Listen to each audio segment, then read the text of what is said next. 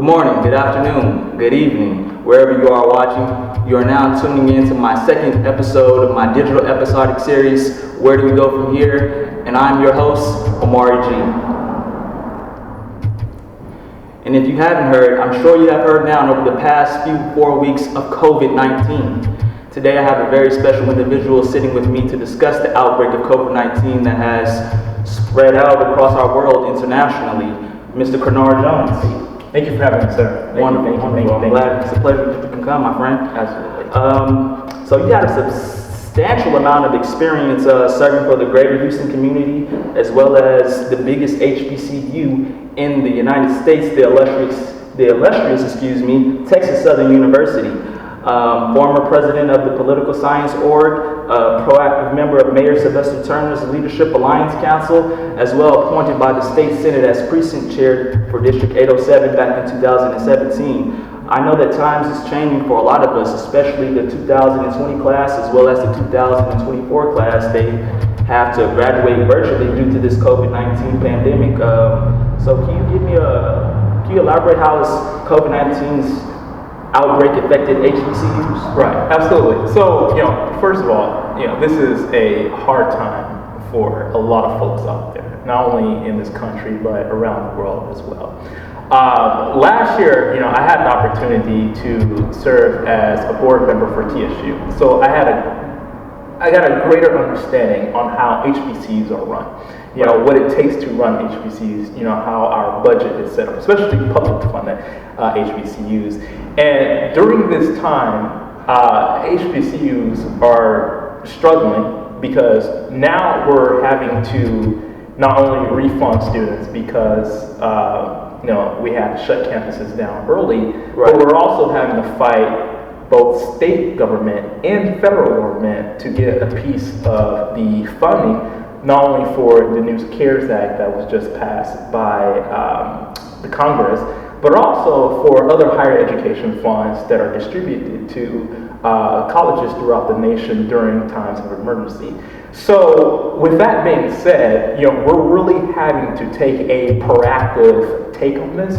We're really having to step up and really, show the government, like, hey, if you don't come in and assist us in some type of way, we don't know if we're going to be able to survive through this pandemic. Absolutely. Mm-hmm. So would you agree that socioeconomic class is the reason communities of color are so exposed to COVID-19? Absolutely. Because here's the thing, when the virus first started breaking out, and when they began to shut down, cities and states and everything like that, people still needed to go to work. The vast majority of African Americans who are living in communities like Third Ward or Acres Home, they rely heavily on their paycheck. They rely heavily on going to work. And so if you're not able to go to work because your business shut down, then that affects our community. That affects the people that lives on that paycheck, that needs that paycheck, to survive and to put food on their tables. But also, the fact is, when we're looking at the current time right now, where Governor Abbott is reopening the government and reopening the state for businesses, let's not, get misconstrued and think that this is because, COVID-19 has completely disappeared from the state of Texas and from the nation. This is because this is a purely economic thing. He realized that unemployment is raising to a ungodly standard here in the state of Texas. Yeah, and so the kick is, and when you look at unemployment and when you look at unemployment benefits, the thing is, if he reopens the government and people are allowed to go back to work and businesses are open up, then people are forced to go back, because if they don't, they're not able to continue to live off their unemployment checks. That's the thing. And so as more people continue to go out and more people continue to go to businesses, the virus is going to continue to spread, because as the government, we're not stepping up and doing our part and making sure that our people are taken care of, especially people living in socioeconomic disadvantaged areas. Lower income families. Yes, absolutely. So what is the reason for COVID-19 impacting, what is the reason COVID-19 is impacting so many colored communities so much? Like, why is it so impactful towards the colored community so much? It's because and this is just my take. Of course, other people may have their other own opinions of it, but it's because we just do not have the resources. Our communities, we're lacking resources. Yes, never really had the resources to be able to withstand, any pandemic or any disaster that occurs. When disaster occurs in certain parts of this nation, the government tends to look away from areas where there is a large number of minority individuals. Right. Look at Puerto Rico during their hurricanes and their earthquakes.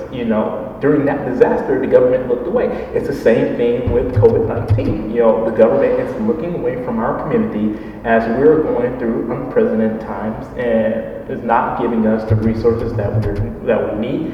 And people are having to become, when we talk about essential workers, and we're talking about the workers who are working in restaurants, the vast majority of those essential workers are people of color and who are keeping this nation running and keeping this nation up and going. And the vast majority of the essential workers that are getting sick as well. And they're bringing that virus back home to their family and back home to their community. They're exposed every day to it. Yes. Right. So we're lacking resources. That must explain why 50% of the coronavirus deaths in Houston are African Americans. Mm-hmm. Now, there's been recent data showing ways to get this down by social distancing, wearing your mask, staying 6 people and under in one room. Do you believe that testing is the solution to these disparities in colored communities? I wouldn't necessarily say testing, and this is coming from a person that I don't have a medical background. So of course, I'll definitely listen to the experts in the room. But I would say testing is not the central thing. What we need to be doing is truly working together to make sure we're doing whatever we can to come about a cure. Until there's a cure at stake, until there's a cure on the table, this virus is never going to go away.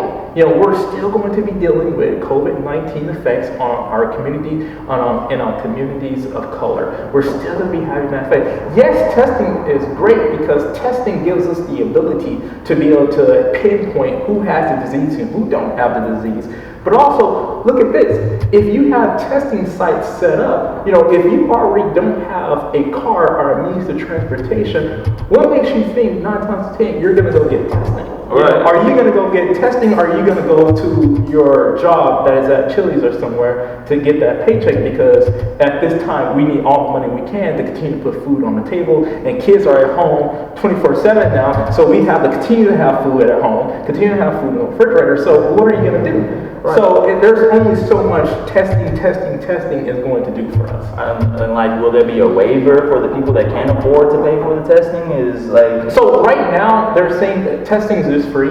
To people where you can just drive up and get tested, but it goes back to that central point.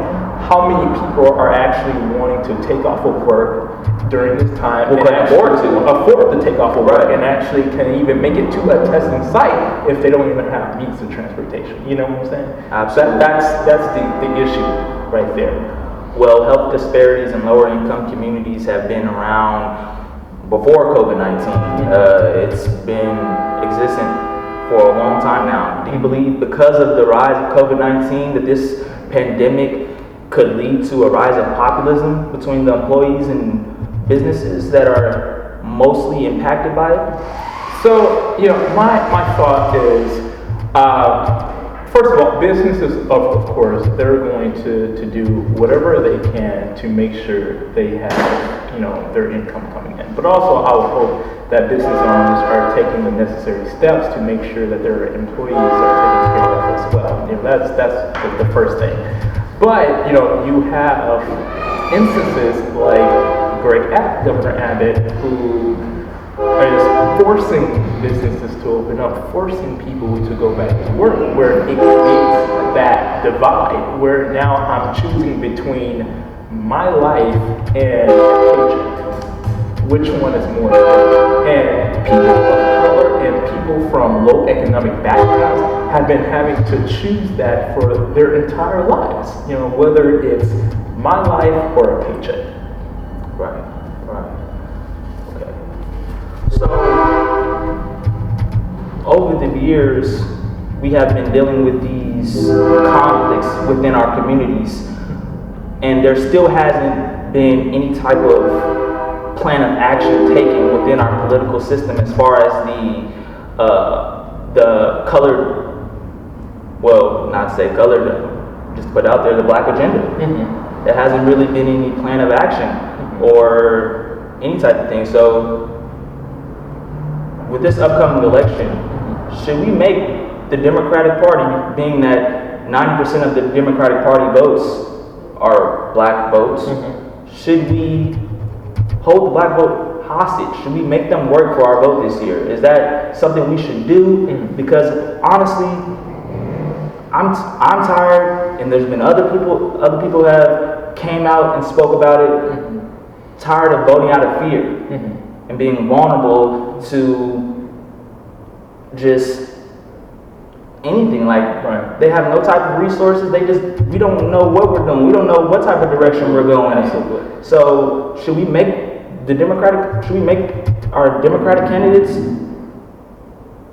work for our vote? And I think that's for any candidate of any party within any election, whether it's 2020 or the midterm election or in 2024. You know, I think we always need to force the candidate to work for our vote, to really expose who they truly are and what their true plan of action is when they get elected into office. Now, speaking of, you know, the upcoming the general election, presidential election, I think we need to challenge both, you know, Joe Biden and everyone who's running under the Democratic slate. But we also need to realize that, you know, the person that we currently have in office right now, we need to get him out of here. Definitely don't care about us, and definitely don't care about our community and his pieces of legislation that he signed into law and the policies that he's put in place have shown that. But I think we do need to hold Democrats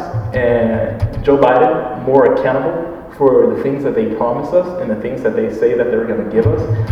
And this is the big issue that I have with the Democratic Party, is that they always seem to come around during election times, come around to the black community during election times and really talk about our issues during election time. No, I want to see you coming in and out of season. I want to see you around our community. I want to see you investing in our community, investing in our people. And I think we really need to hold the Democrats accountable for that. You know, I always tell people, and in my line of business, I have to be kind of on the middle.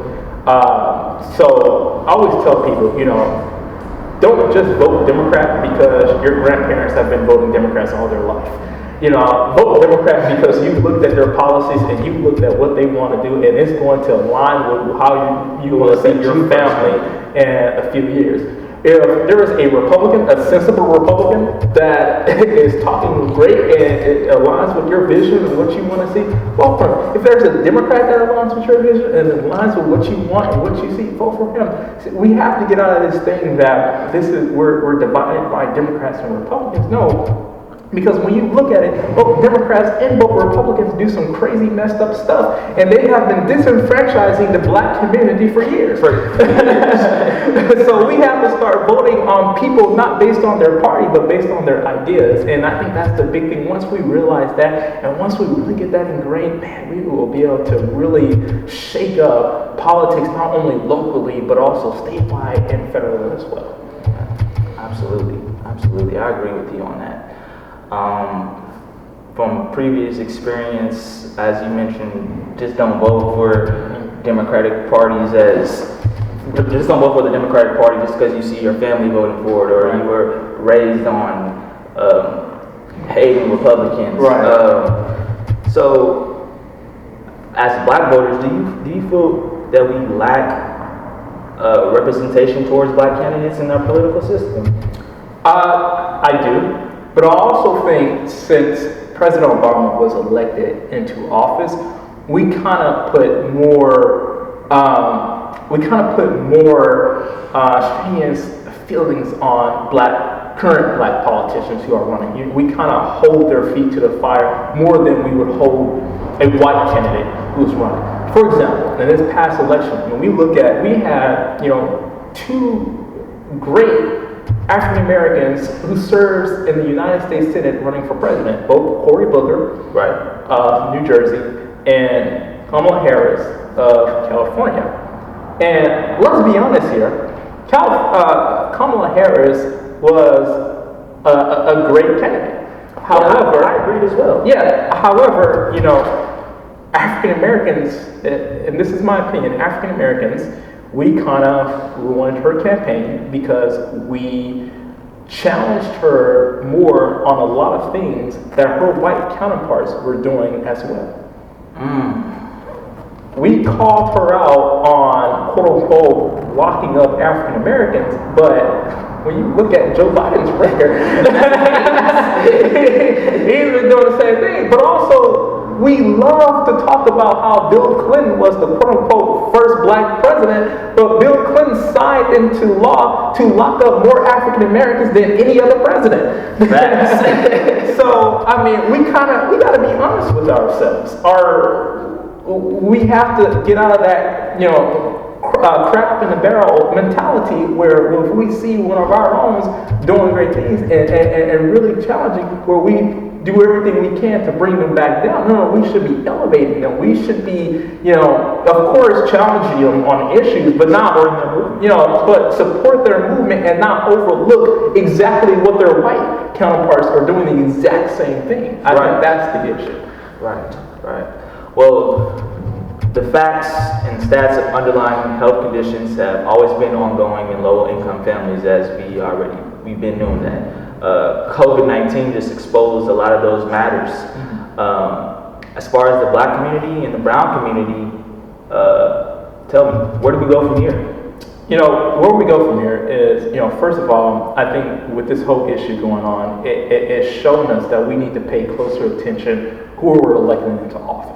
First and foremost. And I'm not talking about federally, I'm talking about locally. Because as we see in this whole pandemic thing, that local and state politicians are playing a greater role than they've ever had to. They're the ones that are making a call on what gets shut down, what gets opened back up, and who gets the testing and who don't get the testing, And so we have to pay closer attention on who we're electing to be our district attorney, who we're electing to be our mayor, who are we electing to be our county judge, our county commissioners, who are we electing to be our governor, who are we electing to be our lieutenant governor. Do we know that we have a crazy lieutenant governor in office? You can't work with the man. Who are electing to be our state, who represent us in the state ledge and the state senate, who are we electing to do those things? Because when we look at the voter turnout for those elections, African Americans tend to vote less when it comes to state-led and gubernatorial elections and mayoral elections. So we really have to pay more close attention to those votes because, believe it or not, they have a greater hold on the resources that we receive. Looking at even your first question when it came back to HBCUs, a lot of people are, they love PV, they love Texas Southern University, but the thing is, they fail to understand who's over Texas Southern University, who's over Prairie View A&M. It's the governor of Texas, it's the people that he put on our boards and put in the places. So we have to have a greater understanding. Like the people who are in Austin, they have a greater effect on our lives than I think a lot of people realize. And so we have to take those elections more serious, but we also got to get in the arena as well. We have to start stepping up and taking care of our community. One of the things I say all the time is that if no one else is going to fight for you and your family and your community, then you need to step up and fight for you and your family and your community. When Trump was elected in 2016, everyone was crying, everyone was upset, everyone was scared, and I was like, I'm not scared because I know one thing: if we take care of home, then home won't be affected by the crazy policies that are getting enacted in Washington, D.C. We have to first start taking care of home. We have to first start taking care of our community and our people, starting up our businesses, supporting more of our businesses, buying back some of our land within our communities. We have to start doing more of that to really start bringing back the force within our community and to take care of the people in our community so that we don't have to rely on the Austin or on City Hall for when it comes to resources. We already have our resources because we provide our resources. Yeah, because absolutely change starts within, especially when it comes to a matter like this. Right. I absolutely agree with you on that. Well, if you're listening right now and you're watching, it's a blessing in disguise that we're still here right now. We're, what are we, 4 weeks in? 4 weeks and going? Or something like it's been a while.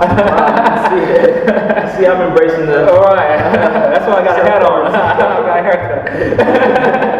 Right. And it's because I support the issue. Absolutely. Well, we thank you for watching, Brother Kernard Jones. Thank you, I brother. appreciate you so much for coming out and supporting, man. That's episode 2 of Where Do We Go From Here. See you again. All right, hey.